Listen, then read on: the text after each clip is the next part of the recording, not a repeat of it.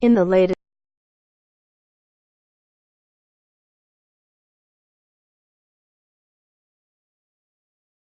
Open Floor podcast, Andrew Sharp and Ben Gover take a look at Kristaps Porzingis, the New York Knicks and their surprising start to the NBA season. Ben Gover: I will not claim that I thought Kristaps Porzingis was going to be a top 3 or 4 scorer in the league, and we'll see if he can hold that up. But I did tell you he was going to like getting buckets. I told you he was going to be the guy who wants to be the face of the Knicks franchise. He seems to be loving life just a little bit, don't you think? Andrew Sharp: you were so right about that. And I apologize to you. Gover: I believe you called that one of my worst takes ever.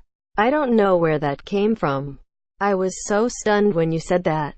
I was like, no. I'm pretty sure a guy like Porzingis with his skills, he grew up idolizing all these scoring type guys. Now he's got the green light. Why wouldn't he love that?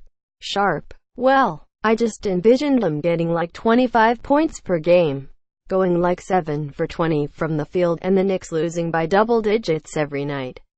And there are a lot of reasons for that. Part of it is I'm not sure Jeff Hornacek is actually a good coach. And then you look at the guys that the Knicks were coming into the season with who were going to getting him the ball, like Jarrett Jack, Ramon Sessions, Ronnie Baker. It just looked kind of bleak. But I think part of what has caught me off guard with Porzingis early on is that he's able to create so much by himself. Basically, if you just throw him the ball, he can create off the dribble more than I expected, and it just hasn't really mattered. He's been enough to keep them in games by himself. Against the Pacers, his plus-minus was in the 20s. He was plus 20, I think, and they were down 18 or 19 to Indiana late in the third. And he just kind of turned it on and nothing else mattered. Which, again, that's like a different level of player. Gover: the first time I saw Porzingis play live was at Summer League.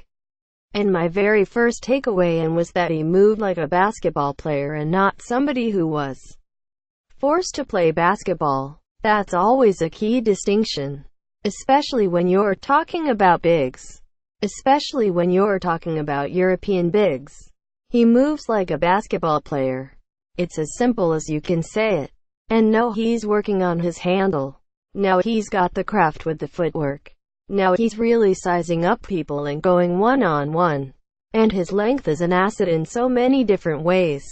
We tend to focus on length as a defensive skill, just because you can see the rim protection. You can see what a difference it makes just to have that extra wingspan. Like for Porzingis compared to a guy like Karl-Anthony Towns, where to me Towns is kind of playing at rim level, whereas players like Porzingis or Rudy Gobert, they're just so much longer, so much more sweeping in their defensive movement just because of the wingspan. But it's an asset offensively, too. His release points when he's driving hard across the paint. How are you going to block that shot? You're just not. And the same thing applies when he's going to his turnarounds.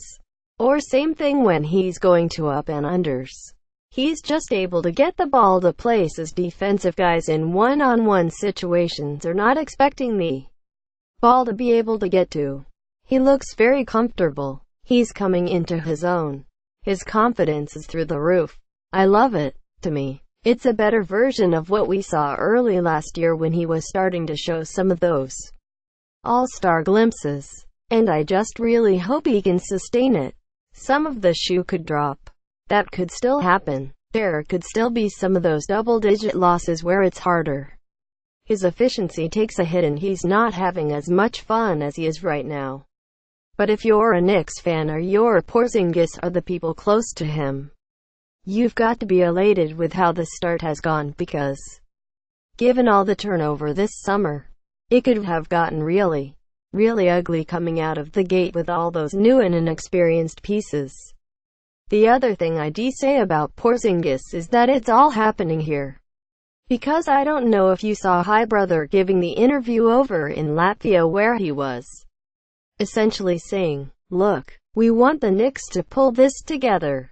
Essentially hinting he would either take the qualifying offer in his rookie contract in a couple years so that he could become an unrestricted free agent, or somehow in a different manner kind of flex his ability to work his way out of New York if they didn't really rebuild quickly around him. I have to say I love that, because that's kind of what we're calling on Devin Booker to do. Right. Nathaniel S. Butler, Getty Images. Sharp. It's not too early to start that. But I'm not going to let you start that this week. In part, because this is the most hope Knicks fans have had for like the last 3 years. And we can't ruin that by wondering maybe Porzingis should force his way out of New York. So let's just let them live. Because I do think the other question here is if Porzingis is good enough to make New York a free agent destination. I think the answer to that is yes. If this continues and he can sustain it over the course of the next 6 months and maybe the next year or two. Absolutely, somebody like Kiriaho had the Knicks on his list of destinations he's going to want to come play in New York. However, you know what's interesting, though? Let me run this by you. Because no one's wanted to go play with Anthony Davis in New Orleans. That's not be a thing. Right, Sharp. That's a different thing, though. First of all, New Orleans isn't New York. Second of all, the New Orleans organization is an absolute shit show. And not that the Knicks aren't that. But I do think people are willing to look past certain red flags to play in the Garden on a team that can actually contend. And I think Porzingis is definitely a centerpiece that puts them in that conversation of teams that are going to be in a position to go grab the next unhappy star. However, nothing screams functional organization like James Dolan. But I guess my point was less about comparing the two franchises. Because you're right, there are extenuating circumstances about who wants to go to New Orleans. And clearly the history factor there is way in favor of the Knicks. And the glamour factor and the market factor and all of that. But do big guys attract people who want to play with them? Know that your primary job is just to feed the big. If I was just a random NBA player, I would personally want to go play with Giannis instead of Porzingis. Because of the playmaking factor. I'm going to be touching the ball more. The ball is going to move. I'm not just going to be feeding an alpha scorer. And that's not a knock on Porzingis. I think he's probably going to improve at some point as a playmaker. Especially as he starts to see more and more double teams. But strictly from a style of play standpoint, do you get up and down with a point center or whatever you want to call Giannis, or do you want to play with a big like Porzingis, where it's more a one-way relationship? Again, that's not a knock on Porzingis.